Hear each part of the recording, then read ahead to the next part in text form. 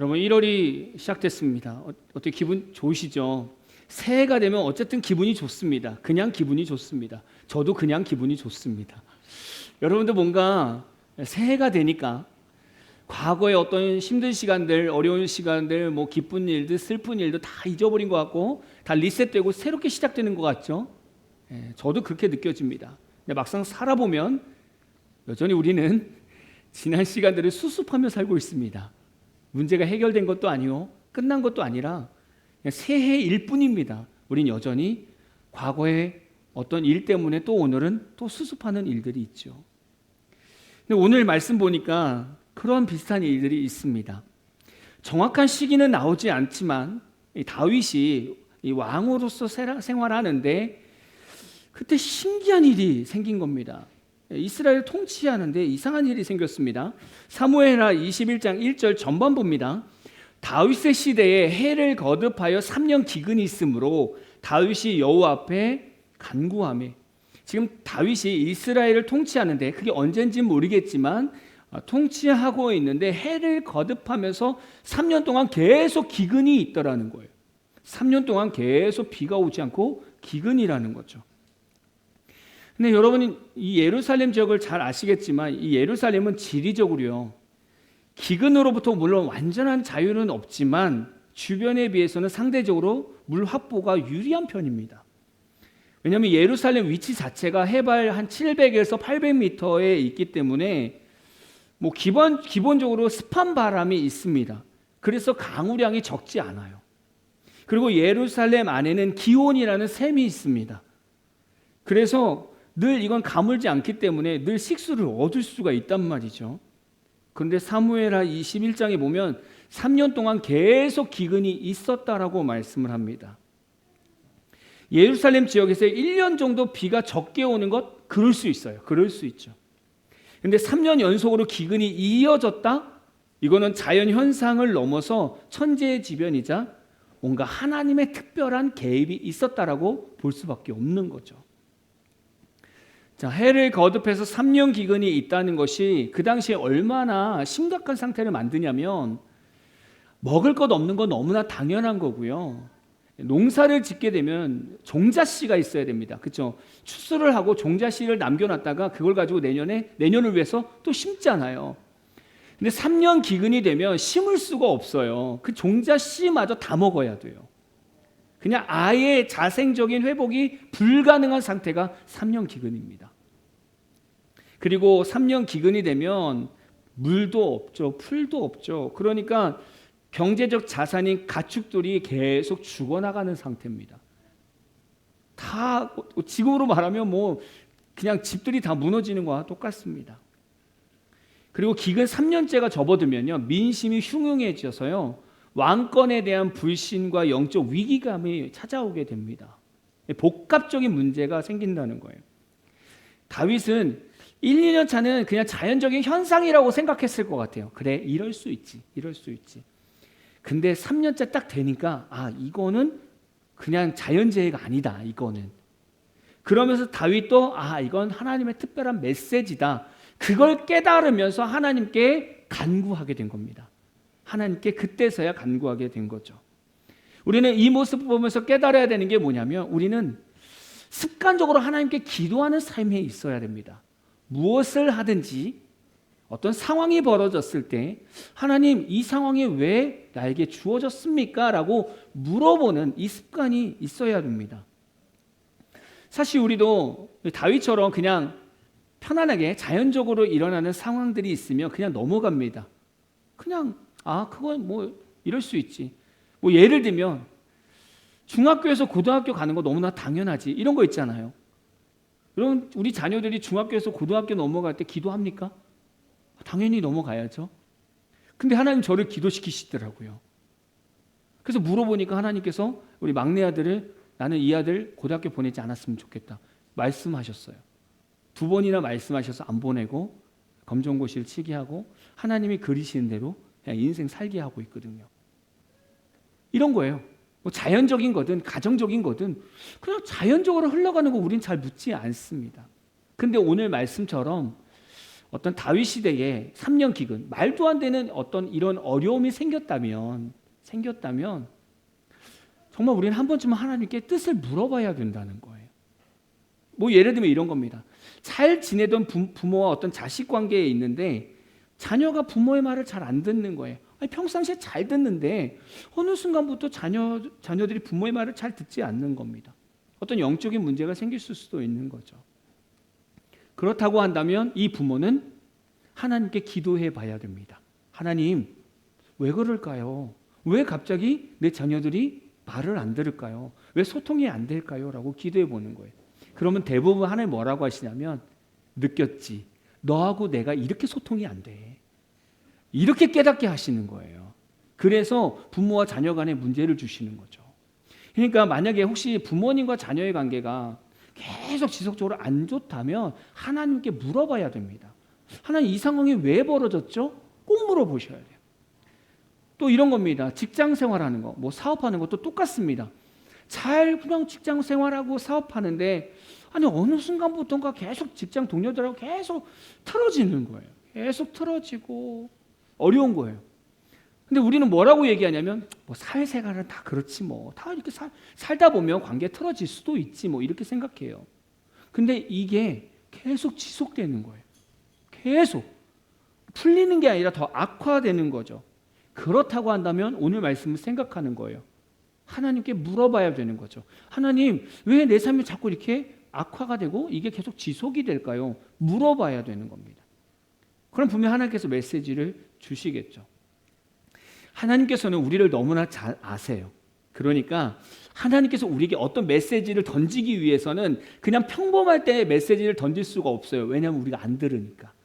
그래서 하나님께서 우리에게 메시지를 던지려면 우리의 어떤 예민한 부분들, 약한 부분들을 어렵게 만들어서 예민하게 만들어 놓습니다. 상당히 날카롭게 만들어 놓습니다. 그래서 우리가 하나님께 기도하게 만들어요. 그리고 나서 하나님, 왜 자꾸 이렇게 어렵습니까? 라고 기도하게 만든다는 거예요. 그때 하나님이 말씀하시면 들린다는 거예요. 그래서 우리 삶 가운데 어려움이 생긴다는 거예요. 여러분, 이스라엘 백성들은요, 광야 이 소리 들으면 아직까지 치가 떨릴 겁니다. 이스라엘 백성 역사에서 정말 기억하고 싶지 않은 시간 중에 하나가 광야잖아요. 정말 뼈아픈 시간 아닙니까? 거기서 이스라엘 1대 조상이 죽었단 말이죠. 그러니까 이스라엘 백성에게 기근이라는 이 메시지는요, 너무나 큰 거예요. 기근이 왔다? 이스라엘 백성들은 과거에 막 그 옛날 선조들의 그 스토리가 막 다시금 생각나는 거예요. 그 어려움들이 생각나겠죠. 그러니까 다윗도 3년 기근을 보면서 이거 그냥 자연재해 아니다. 분명 하나님 메시지가 있다. 그래서 하나님께 부르짖은 거예요. 자, 이제 다윗이 상황이 좀 좋지 않습니다. 그래서 기도했어요. 하나님, 왜 그렇죠? 왜 도대체 3년 기근이 있습니까? 라고 기도했더니 뜻밖의 대답을 듣습니다. 사무엘하 21장 1절 후반부입니다. 여호와께서 이르시되 이는 사울과 피를 흘린 그의 집으로 말미암음이니 그가 기브온 사람을 죽였음이니라. 아니, 다윗의 시대 때 3년 기근이 생기는 이유가 다윗의 죄도 아니고요. 그 당시에 이스라엘 백성의 죄도 아닙니다. 엉뚱하게도 사울과 그의 집의 죄 때문에 그렇습니다. 너무나 기가 막힌 거 아닙니까? 이걸 대충 보면 사울 왕 초창기 때라고 이제 추정을 하는 거예요. 사울 왕이 처음에 됐을 때 초창기 때 기브온 사람들을 학살했던 걸로 봅니다. 그러면 지금 다윗 시대 때랑 계산해 보면 약 30년에서 50년 전의 일이에요. 아니 1년 전의 일도 아닙니다. 10년 전의 일도 아니에요. 최소 30년 전에 이 사울과 그의 집안의 일을 가지고 지금 3년 기근으로 지금 하나님께서 메시지를 던지시는 거예요. 저는 다윗이라고 하면 되게 화가 날 것 같아요. 아니 지금이요? 뭐 이렇게 말씀드릴 것 같아요. 아니 하나님 지금 한 30년, 50년 지나지 않았습니까? 하나님 이렇게 생각할 것 같아요. 너무 당황스럽겠죠. 이 문제가 왜 심한 기근을 만들어냈는지, 먼저 기브온 사람이 어떤 존재고 사울은 왜 기브온 사람을 죽였는지를 알아봐야겠죠. 첫 번째, 기브온 사람들의 존재입니다. 여러분, 기브온 사람이 어떤 사람들이죠? 이거는 이렇게 쭉 출애굽해서 여호수아 쪽으로 가야 될 것 같습니다. 여호수아서. 자, 여호수아서 쪽으로 넘어가면, 자, 이스라엘 백성들이 여리고성을 점령하고 아이성을 점령합니다. 그 주변에 이스라엘 백성에 대한 소문들이 막 돌기 시작합니다. 얘네들 만나면 다 죽는 거예요. 뭐 이런 소문이 드는 거죠. 그러니까 가나안 족속 중에 히위 족속 기본 주민들이 머리를 쓴 거죠. 아, 이렇게 있으면 우리도 죽겠구나. 그래서 마치 먼 나라에서 온 것처럼 돌아서 여호수아를 찾아옵니다. 우리 정말 먼 데서 왔어요. 당신들의 소식을 듣고 화친하기 위해서 왔습니다. 그래서 여호수아는 그들과 화친합니다. 그래서 여호수아서 9장 15절 보니까 여호수아가 곧 그들과 화친하여 그들을 살리리라는 조약을 맺고 회중 족장들이 그들에게 맹세하였더라. 이제는 끝난 거예요. 이렇게 맹세했으니까 하나님 앞에서 맹세했기 때문에 이제 이스라엘 백성들은 이 기브온 사람들을 죽일 수가 없는 거죠. 근데 알고 보니까 가나안 족속인 거예요. 자기들이 진멸해야 되는 족속이었던 거예요. 근데 뭐 이미 물은 엎질러졌잖아요. 언약을 맺었잖아요. 그래서 이들을 나무 패는 일과 물 깃는 일 시키면서 이스라엘 백성들 안에 살게 됐었던 거죠. 이스라엘 백성들 안에 특징이 있습니다. 만약에 이스라엘 백성들이 지금처럼 누군가와 언약을 맺는다, 약속을 맺는다, 그러면 그거는 사람과 사람의 약속을 맺는 거지만 좀 다릅니다. 이스라엘 백성들이 다른 사람과 약속을 하면 그것은 하나님과 그 다른 사람과의 약속을 맺는 것과 같습니다. 그러니까 이스라엘 백성들은 어쨌든 다른 민족들과 약속을 했으면 반드시 지켜야 되는 거예요. 반드시. 왜냐하면 하나님과 약속을 한 거기 때문에. 자, 그럼 두 번째, 사울이 기브아 사람을 왜 학살했을까? 사실 이 내용은 성경에 나와 있지 않습니다. 언제 어떻게 학살했는지 나오지 않아요. 근데 성경학자들이 봤을 때는 대략 사울이 왕이 되고 초반이나 좀 중반 정도 됐을 때 아닐까라고 얘기하는 거예요. 왜냐하면 오늘 본문 말씀 2절을 보니까 사울이 이스라엘과 유다 족속을 위하여 열심히 있으므로 그들을 죽이고자 하였더라.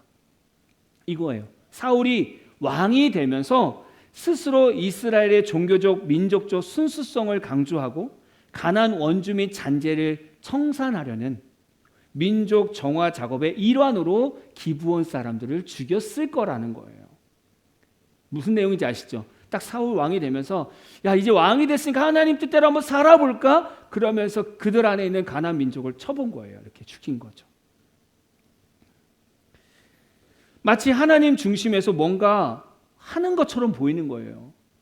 뭔가 하나님 뜻대로 사는 것처럼 보이는 거죠. 그런데 이것이 오늘 말씀에서는 사울의 열심이었다라고 얘기해요. 근데 어떻게 보면 하나님께서 이스라엘 백성들에게 명령한 내용이 있습니다. 너희들은 가나안 땅에 들어가면 가나안 민족들을 다 진멸하라고. 그러니까 지금 사울이 기본 사람을 죽이는 것은 어떻게 보면 타당한 부분도 있습니다. 근데 여호수아서 9장에 나온 화친 때문에 이제는 그렇게 할 수가 없는 거예요. 이제는 하나님의 약속을 먼저 지키는 것이 우선이 됐던 건데 사울은요, 자신의 열심 때문에 하나님의 약속을 깨버린 겁니다. 그리고 기본 사람을 죽인 거죠. 여기서 우리는 나의 열심에 대해서 한번 생각해 볼 필요가 있죠. 나의 열심. 나의 열심은요, 내가 하고 싶은 일, 내가 판단하여 옳은 일, 그걸 한다는 거예요. 그리고 그 일이 마치 하나님이 좋아하는 일처럼 생각한다는 거예요. 예를 들어 볼까요? 예를 들면 어떤 교회 한 성도가 자기는 노래하는 달란트가 있으니까 나는 성가대 해야지. 그 성가대를 하는 겁니다. 근데 성가대 할 때 막 눈물을 흘리면서 성가대를 하는데 그 성가대석을 내려오면 성도들과 대화할 때 다른 사람 성도들을 험담한다든지 집에 가면 막 남편하고 자녀들한테 막 욕하는 그런 성도인 거예요. 그래서 목사님이 나중에는 이 소문을 듣고 그 성도님을 조용히 불러서 우리 성도님 찬양도 너무 은혜로운데 그걸 내려놓고 그냥 우리 예배드리면서 하나님께 더 집중했으면 좋겠습니다. 이렇게 권면했는데도 이 성도가 그 말을 듣지 않고 계속 성가대를 하는 거예요. 그랬더니 이 성도의 말 때문에 한 명씩 성가대에서 나오기 시작하는 거죠. 이런 성도가 자기 열심으로 살아가는 겁니다. 이런 사람들이. 또 이런 모습도 있어요. 대부분 가정에서 아내들의 신앙이 정말 최고입니다. 열정적이죠. 그래서 10분의 여자 성도님들과 상담을 하면요, 10명 다 남편의 신앙이 다 마음에 안 들어합니다. 다 마음에 안 들어합니다. 웃으시는 분들 다 이해할 거예요. 늘 답답해합니다. 아내분들은요 다 답답해하죠. 아니 왜 저딴 식으로 신앙생활하지? 다 이 얘기를 하세요. 근데요 반대쪽 남편분들의 입장을 들어보면 그렇습니다.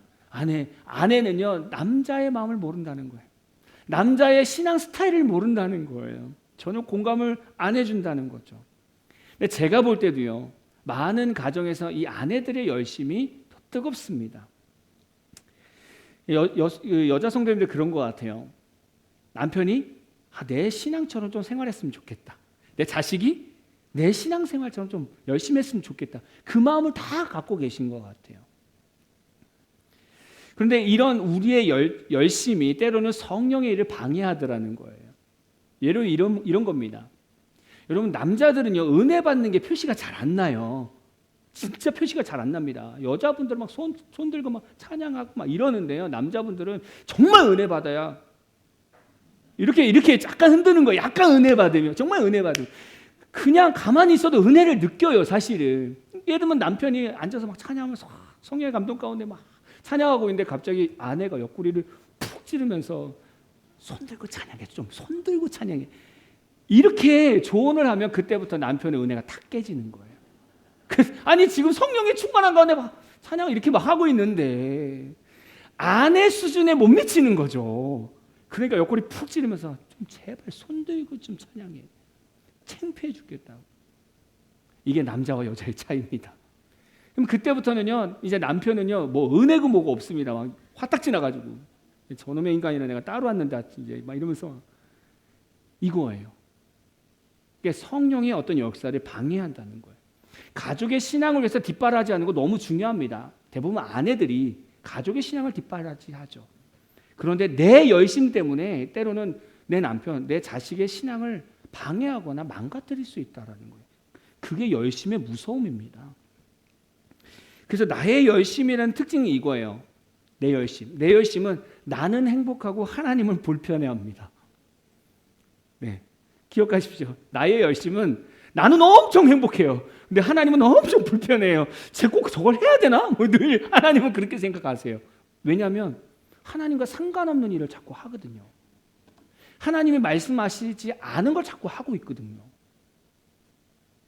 또 나의 열심은 나는 기쁘고요. 다른 사람들은 힘들어 죽습니다. 교회를 가면 가슴앓이 하는 성도들이 많습니다. 제발 저 성도님 제발 저기 부장님 안 했으면 좋겠다. 이런 분들 되게 많아요. 그분의 열심과 그분의 어떤 자기의 어떤 열정 때문에 남들을 다 희생시키고 힘들게 하는 사람들이 있어요. 또 자기의 열심에 빠진 사람들은요 자신의 공로를 알아주지 않으면 시험에 듭니다. 이런 분들 많을 거예요. 왜 그렇습니까? 아직 자기의 자아가 죽지 않아서 그렇습니다. 근데 하나님을 위한 열심의 특징은 이겁니다. 나는 없고 예수만 드러나요. 완전히 차이가 납니다. 그리고 나도 기쁘고 하나님도 기쁩니다. 왜냐하면 우리가 하나님의 일을 한다는 건 내가 원하는 삶이 아니라 하나님이 원하시는 뜻을 순종하거든요. 그 얘기는 뭐냐면 좀 어렵습니다. 내가 하기 싫은 일을 자꾸 시키세요. 그래서 순종하는 게 어렵습니다. 근데 그 끝을 가면 결과가 되게 아름답습니다. 그래서 나도 행복한 거고 그 일 때문에 주님도 행복한 걸 깨닫게 되죠. 또 하나님의 열심으로 살아가면 나도 세워지지만 나로 인해서 다른 사람도 살아나는 역사가 있습니다. 왜냐하면 우리 안에 예수 그리스도가 살잖아요. 그러니까 내가 사는 게 아니라 내 안에 계신 주님의 마음으로 주님이라면 어떻게 하실까? 이 생각대로 살아간다면 다른 사람이 나를 볼 때 예수님을 발견하지 않을까요? 그렇다고 한다면 어느 순간 그 사람도 나 때문에 예수님께 더 깊이 나아갈 수 있다라는 거예요. 그래서 살아나는 은혜가 주어지는 거죠. 또 하나님을 위한 열심은 자신의 공로는 드러나지 않아도 괜찮아요. 그냥 나보다 오히려 부족한 사람들을 더 세우기를 원하는 거예요. 그게 주님의 마음이거든요. 우리가 교회에서 뭔가 열심히 했을 때 목회자나 누군가 알아주지 않으면 되게 서운한 마음이 들잖아요. 그건 나의 열심이 들어가서 그래요. 근데 하나님의 열심이 들어가면 내가 아무리 뒤에서 정말 막 밥을 못 먹고 열심히 일했어도요. 또 아무도 안 알아줘도요. 행복한 거예요. 왜냐하면 주의 일을 했으니까. 그게 주님을 위한 열정이에요. 여러분, 사울의 열심을 한번 보십시오. 사람을 살리는 일이었습니까? 죽이는 일이었습니까? 죽였단 말이에요. 그게 인간의 열심이라고 해요. 인간의 열심. 그리고 사울의 어떤 열심을 통해서 다른 사람을 죽인 것뿐만이 아니라 사울의 열심 때문에 하나님의 약속까지 깨졌어요. 여러분, 기브온 사람 입장을 한번 생각해 보자는 거예요. 기브온은 물론 이제 머리를 써서 이스라엘 백성 안에 살고 있지만 이들이 붙잡고 있는 약속이 뭐겠습니까? 여호수아가 하나님 앞에서 우리와 화친했으니까 이제 우린 보호를 받아야 돼. 어떤 이런 확실한 증거가 있지 않겠습니까? 그거 하나만 가지고 살았는데 사울이 그걸 무시하고 기브온 사람들을 죽였단 말이에요. 그러니까 하나님의 입장에서도 기분이 나쁜 거죠. 사울이 하나님을 이랬자 저랬다 하는 하나님처럼 만들어버린 거죠. 이런 걸 우리가 생각해 봐야 됩니다. 하나님의 백성이 하나님의 이름으로 한 약속은 하나님께 어떤 의미일까? 이런 생각을 좀 해봐야겠죠. 기독교인들이 세상에 나가서 다른 사람들을 만날 때 이 만남이 하나님 보실 때 어떤 만남의 의미일까? 라는 거죠. 약간 이런 겁니다. 예를 들면 제가 예전에 부산에서 전도사 사역을 했었는데 그러고 나서 시골 교회로 담임 전도사를 나오고 그러고 나서 다른 교회 사역지를 놓고 이제 기도하면서 준비하고 있었는데 그 부산에 있던 목사님이 인천에 있는 교회를 소개를 시켜주셨습니다. 그래서 인천에 있는 교회로 갔어요. 가서 사역을 하는데 제가 부담스럽겠습니까? 부담스럽지 않겠습니까? 여러분, 누군가 소개를 받고 가는 거 해보셨죠? 상당히 부담스럽습니다. 잘해야 본전이에요. 못하면 나를 소개시켜준 그 목사님께 왠지 민폐를 끼치는 것 같은 부담감이 있죠, 사실은. 그래서 저도 열심히 할 수밖에 없었던 것 같아요. 늘 스트레스를 받았던 것 같아요. 주님 앞에서 늘 성실하게 하는 건 너무나 당연한 건데 혹 내가 실수하면, 내가 잘못하면 두 분의 관계가 친한데 나로 인해서 조금 서로 간의 관계가 틀어지시면 어떡할까, 이 걱정이 있었던 거죠. 이런 겁니다. 우리가 누군가와 약속을 한다? 이런 부담감을 가져야 되는 거예요. 우리가 세상에서 기독교인들이 밖에서 살아간다? 내가 사는 것이 아니라, 내가 누군가를 만난다? 나와 어떤 다른 사람 만나는 것이 아니라 내 안에 계신 예수님과 다른 사람이 만나는 거라고요. 그러니까 그걸 늘 염두하고 살아야 되고요. 선한 부담감을 가지고 살아가야 되는 거죠. 이스라엘 백성들이 다른 사람과 화친했다? 그러면 자기들이 화친한 게 아닙니다. 하나님과 그 백성들과 그 민족들과 화친한 거예요. 그러니까 이스라엘 백성들은 이 언약을 지키기 위해서 정말 애써야 되는 거예요. 왜요? 이 언약을 깨는 순간 이스라엘 백성이 약속을 깬 게 아닙니다. 하나님이 약속을 깬 거예요. 그래서 다른 사람들에게 야, 니들이 믿는 하나님은 그런 하나님이구나. 신실하시고 진실하신 하나님이 아니라 그냥 쉽게 약속을 깨는 하나님이구나. 그렇게 만든다는 거예요. 그게 사울의 죄였다는 거죠. 아니, 하나님 너무 거룩하시지 않습니까? 아니, 시간이 지금 30년, 50년 지난 죄를 지금 다윗 시대에 기근을 주셔서 이 메시지를 던지고 계신 거예요. 그 30년, 50년 전에 사울의 죄를 깨달으라고. 여러분, 이 상황이 어떻게 정리가 됐습니까? 사무엘하 21장 8절에서 10절 말씀입니다. 우리가 천천히 같이 읽어볼까요? 시작. 왕이 이에 아야의 딸 리스바에게서 난 자 곧 사울의 두 아들 알모니와 무비보셋과 사울의 딸 메랍에게서 난 자 곧 무홀랏 사람 바실레의 아들 아드리엘의 5 아들을 붙잡아 그들을 기브온 사람의 손에 넘기니 기브온 사람이 그들을 산 위에서 여호와 앞에 목 메어 달매 그들 7 사람이 동시에 죽으니 죽은 때는 곡식배는 첫날 곧 보리를 베기 시작하는 때더라. 아야의 딸 리스바가 굵은 배를 가져다가 자기를 위하여 바위 위에 펴고 곡식 베기 시작할 때부터 하늘에서 비가 시체에 쏟아지기까지 그 시체에 낮에는 공중의 새가 앉지 못하게 하고 밤에는 들짐승이 범하지 못하게 한지라.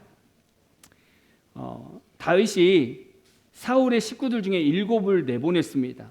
사울의 첩 리스바에게서 난 2 아들을 내보냈고요. 그다음에 사울의 딸 메랍에게서 난 5 아들을 기브아 사람들에게 줬습니다. 그래서 이들을 못매달아 죽게 했죠. 그러고 나서 어떤 일이 있었느냐 보시면 보리를 베는 첫날이라고 말씀을 하고 있습니다. 이때는 한 3, 4월경입니다. 이때는 건기입니다. 당연히 비가 안 오죠.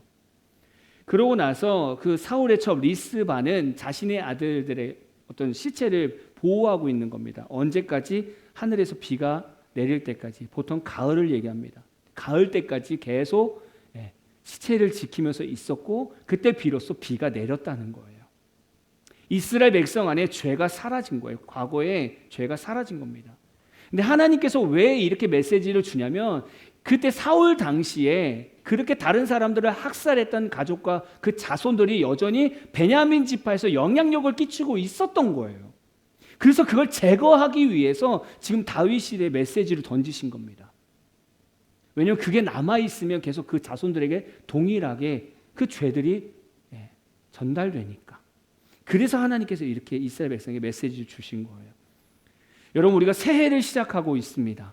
아까도 제가 초반에 말씀드렸지만 새해 하면 뭔가 과거는 다 지나가고 이제 뭔가 다 새롭게 시작하는 것처럼 느껴집니다.